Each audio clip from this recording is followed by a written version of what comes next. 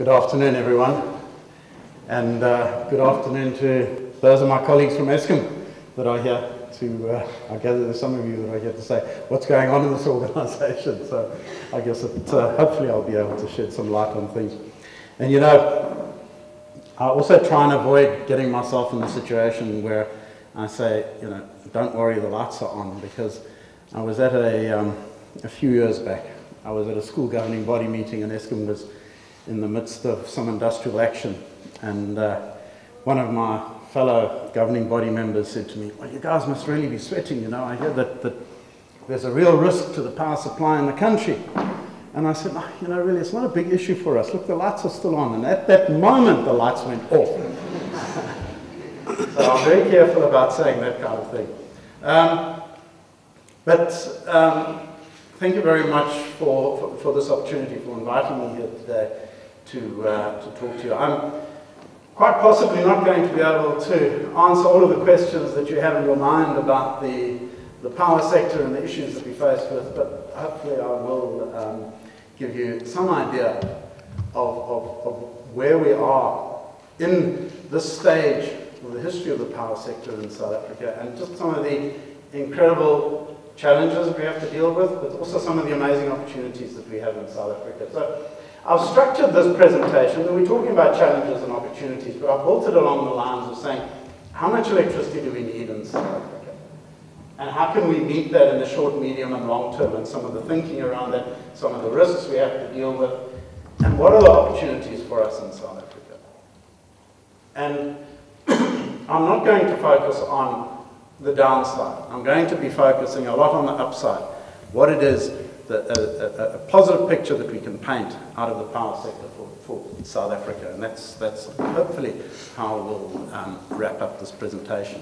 Now, let's start off. Load forecasting. How much electricity do we need in South Africa? Well, it comes down to how good is your crystal ball, you know, and there's a lot of criticism about load forecasting and saying, well, you know, you got it wrong, you underestimated, in the past you overestimated. This really is a matter of predicting the future. And I think that if we have a look at the degree of uncertainty in everyday life, if we have a look at the degree of uncertainty in economic cycles, all it serves to do is emphasize how difficult it is to forecast the demand for anything into the future, let alone the demand for electricity. We do have certain anchors when it comes to forecasting the demand for electricity. So we have the economy as an anchor, even though we do see variability around that anchor. We have certain very big industrial investments as an anchor. We have certain investments that are planned as an anchor. And then we have organic growth in the economy as an anchor.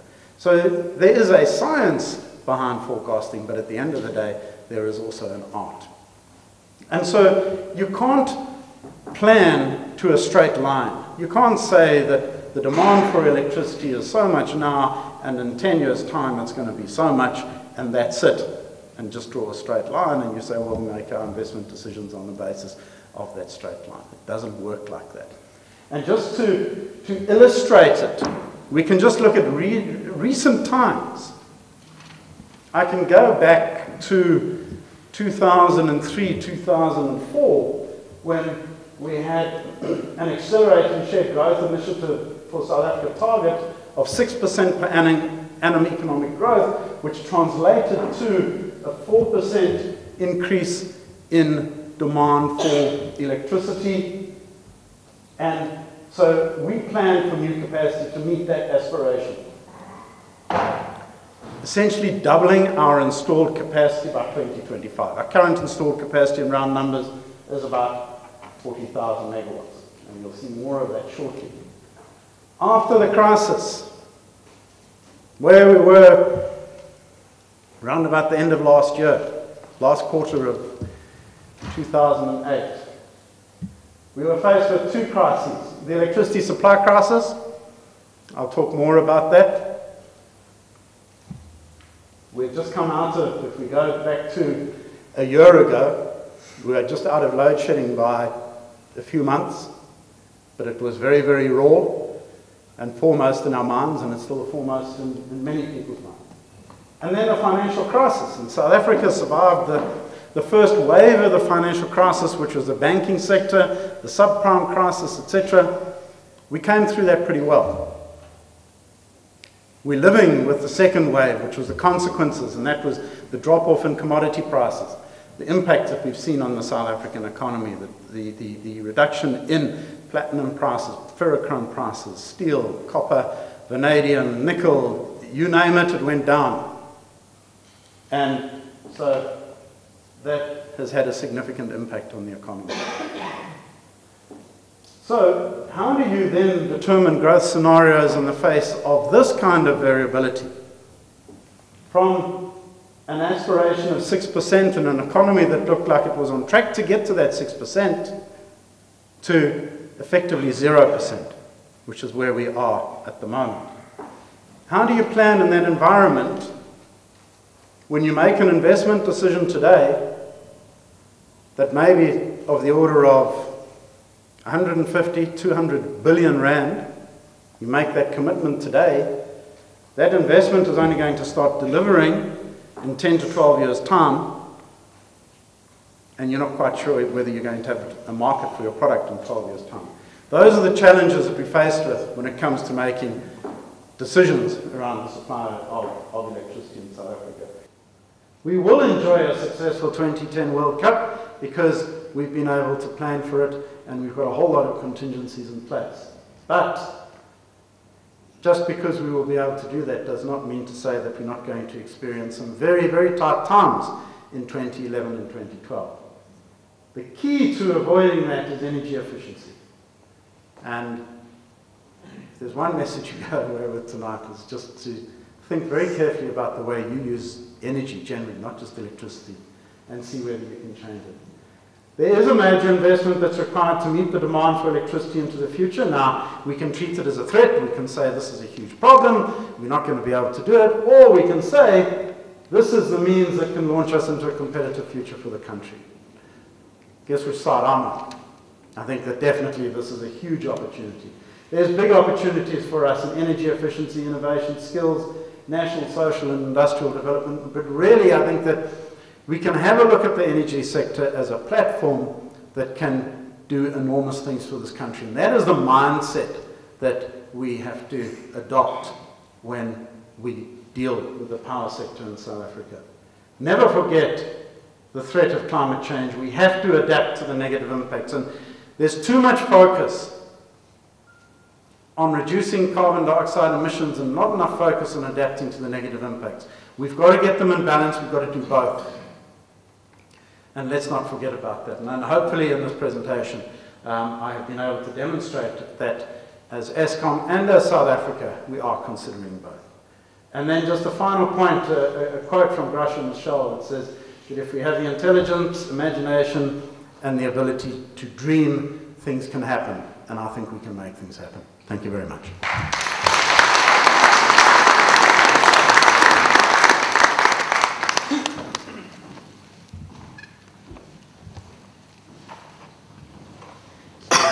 Thanks very much for that insightful trip into the future, and I see lots of opportunities, particularly for the engineers here to be able to do research and look at those options. We have time for a few questions. Please be precise in your question, don't give us preambles, and we'll take up the question. Yes, at the back. The drive towards renewable sources of energy, how much is Eskom done in terms of trying to gravitate towards the use of fuel cells commercially? Sorry, the last sentence I didn't get. Is it how much has Eskom done to try and incline itself towards commercializing fuel cell technology, domestic power, using fuel cells and so on? Fuel cell technology is something we've looked at. We're familiar with it. We researched it. We actually developed together with SASL a centre of expertise at the then University of the Western Cape. But fuel cell technology is a conversion technology. It's not a renewable technology in its own right. And so what we've done really on fuel cells is said, well, they will be a means to an end. They will be a means of converting hydrogen into electricity in vehicles. We don't see fuel cells as being a mainstream power generation source at the kind of scale we work on. In Eskom, we've said we're going to limit ourselves to large-scale production. We see fuel cells definitely over the next 10 years or so as being relatively small-scale production. So we've really parked a lot of that research now, and we've said we'll leave that to the motor manufacturers, to the hydrogen industry people, to work on fuel cells. Other questions? Yes. I'm just curious, the current tariff increases, is that going towards the capital requirements for the new infrastructure, or is that mainly going towards operational costs and servicing loans for the capital? Yes. All of this has to be paid. And at the end of the day, wherever that money comes from, and I really can't go into detail on the tariff increases, the whole process that is going through at the moment. But whichever way you look at funding all of this, is whether you're using debt, whether you're using equity, at the end of the day, both debt and equity has to be supported by revenue. So the increases that you see on the price of electricity are to cover the costs of the existing operations as well as to cover the costs of future generation. And you'll be hearing in the very near future about what is in the next phase of the price increase application, which is very strongly supportive of what I've been talking about tonight. I just wanted to know, if you were to ensure a smooth transition from conventional to renewable energy, system, what policies should be in place in order to guide that smooth transition from conventional to... Sorry, what did you say? What prices? Policies. What policies? I think we've got a very well-aligned policy environment right now. If you look at, even going back to the energy policy of 1996, which deals with renewable energy, albeit quite superficially. Then you move to the renewable energy policy, you look at the energy efficiency policy. Then if you have a look at that now being converted into regulations through the renewable energy feed-in tariff, we already have a pilot, a green